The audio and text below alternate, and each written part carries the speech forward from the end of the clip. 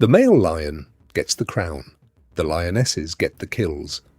Nearly every successful hunt in a pride comes from these females, working together with a precision that has been refined across generations of sisters, mothers, and daughters hunting the same plains.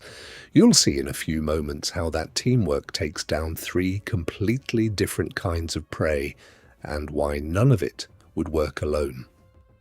Just before we continue, we're new to YouTube and we've just created this channel for wildlife enthusiasts like you. We need your support to keep moving forward. Consider subscribing to help us continue this adventure as long as possible. A single lioness hunting alone succeeds less than 20% of the time. A group of lionesses hunting together can push that number 2 to 3 times higher, and the gap between those two numbers is the entire story of how prides survive. The advantage is not strength. A lioness weighs roughly half what a male lion weighs, and on her own, she is not significantly more powerful. The advantage is coordination. Built from years of living inside the same pride, hunting the same territory, and developing the kind of trust that only comes from a lifetime of shared dependence. Most lionesses in a pride are related. Sisters, mothers, daughters, aunts, a web of relationships that means every hunt is conducted among animals that have known each other since birth. That familiarity shows up in the hunt itself, in ways that are easy to miss unless you know what to look for. A flick of the tail signals position. A specific ear angle tells the rest of the group that prey has been spotted. Soft grunts, almost inaudible at a distance, keep the group synchronized without alerting anything downwind. None of this requires conscious planning in the way humans plan. It is closer to instinct, shaped by repetition, each lioness running a role she has practiced hundreds of times before. Those roles divide naturally across a hunt. Some lionesses drive, moving openly, sometimes deliberately visible, pushing prey in a chosen direction. Others hold position in cover, waiting for the driven animal to come within range. A third group closes the distance for the final takedown. Which lioness takes which role shifts hunt to hunt, shaped by terrain, prey type, and the specific strengths each individual has built over years of practice. You'll see in a few moments exactly how this plays out, starting with the fastest, most reactive prey on the savanna, where the margin for error is measured in fractions of a second. A Thompson's gazelle can hit 80 kilometers per hour. A lioness, in a full sprint, peaks somewhere around 58. On raw speed alone, this hunt should not work. It works because the lionesses never plan to win on speed. 3 lionesses move into position along the edge of a grazing herd just after dawn, when the low light still favors their approach and the cooling air carries scent unpredictably, masking their presence from animals depending heavily on smell. 2 of them settle into a shallow depression in the grass roughly 40 meters from the herd's flank, invisible from ground level, completely still. The third begins a slow, visible approach from the opposite direction.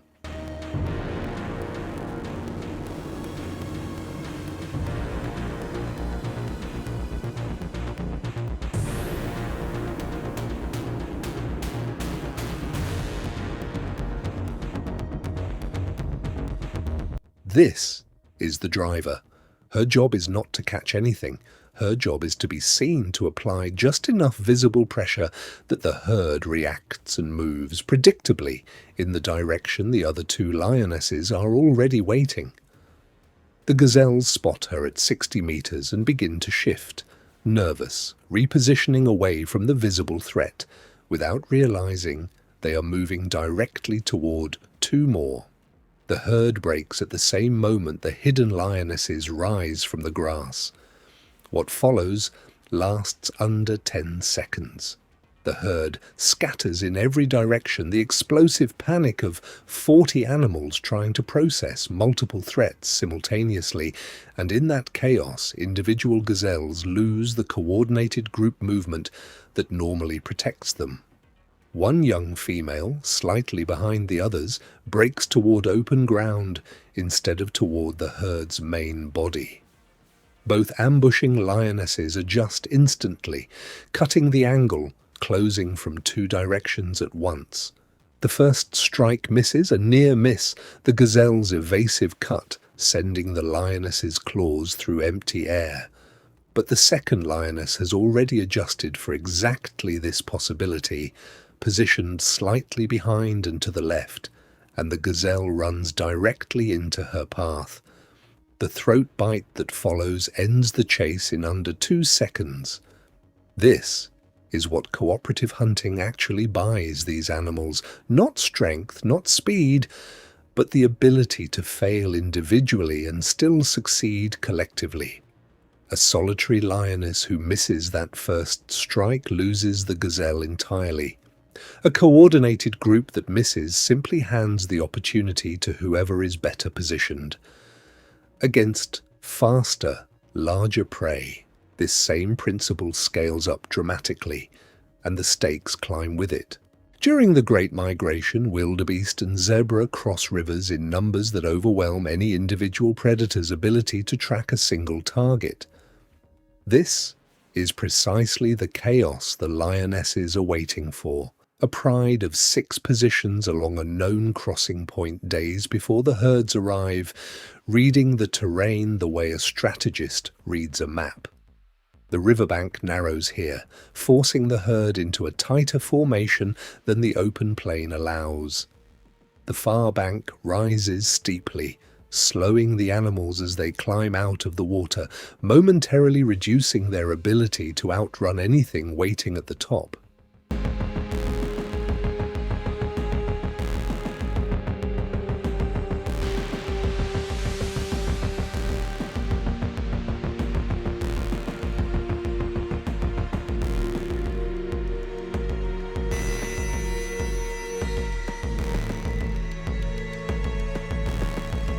When the herd finally commits to the crossing, thousands of animals compressing into the narrow channel, the noise and movement creating a sensory environment that makes individual threat detection almost impossible.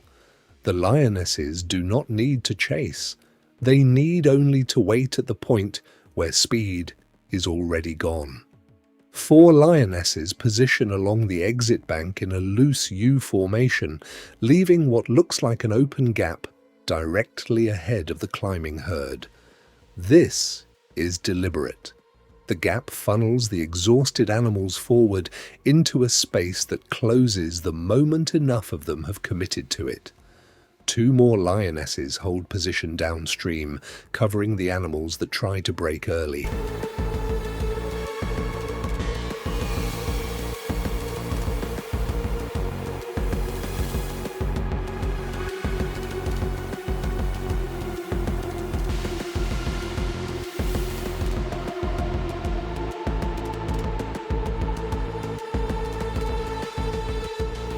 A young zebra, separated from its mother in the chaos of the crossing, scrambles up the bank, slightly off the main path the herd is using.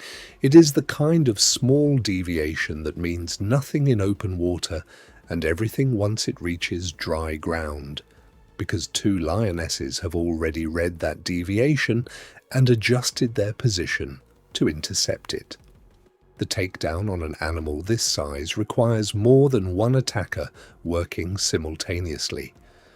Zebra kicks have broken lion jaws, and the lionesses approach with that knowledge built into their technique, one securing the head and throat, while a second focuses on immobilizing the powerful hind legs, removing the zebra's primary weapon before it can be used.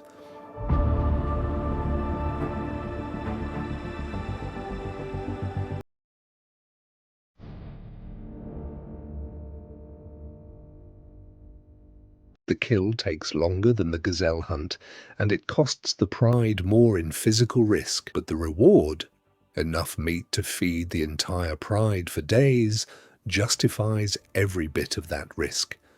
Against an even larger and more dangerous target, the risk calculation shifts again, and this time the margin for error nearly disappears.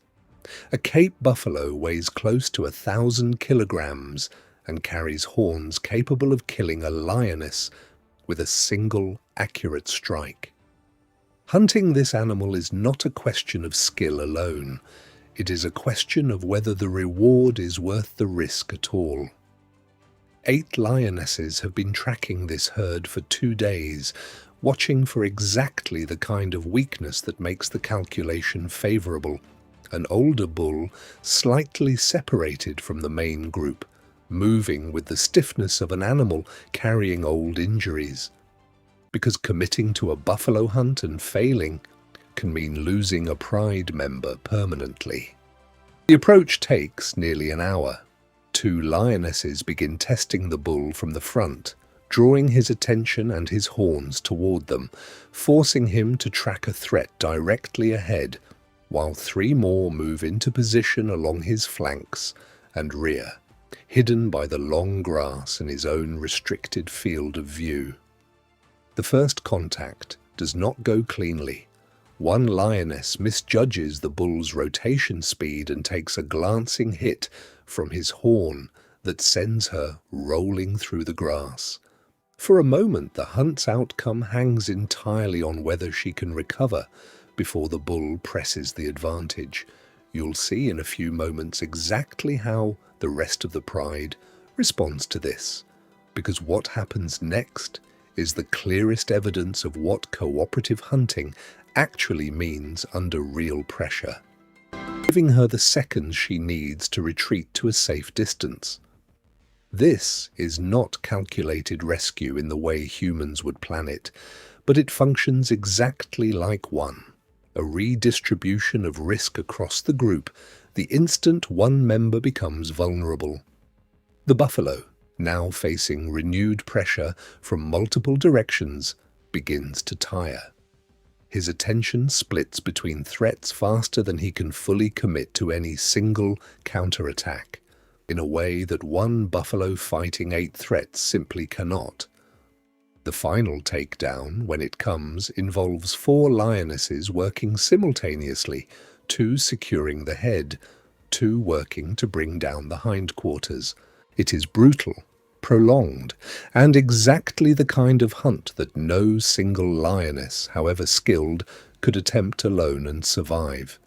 3 prey types, 3 completely different levels of risk, and underneath all of it, the same foundation, communication, built across years of shared life, roles that shift fluidly based on what the situation demands, and a willingness to absorb individual risk for collective reward. The gazelle hunt rewards speed and precision. The wildebeest crossing rewards positioning and patience. The buffalo siege rewards courage and the willingness to protect a wounded pride member, even mid-hunt. Different prey, different terrain, different time frames, but every single one of these hunts succeeds for the same underlying reason. These lionesses are not just hunting together. They have built across generations a system of trust that turns individually vulnerable animals into one of the most effective predatory forces on the African continent. That is the real story behind every kill. Not size, not speed, sisterhood refined into strategy. If this is the kind of world you want to explore, subscribe now. We are just getting started.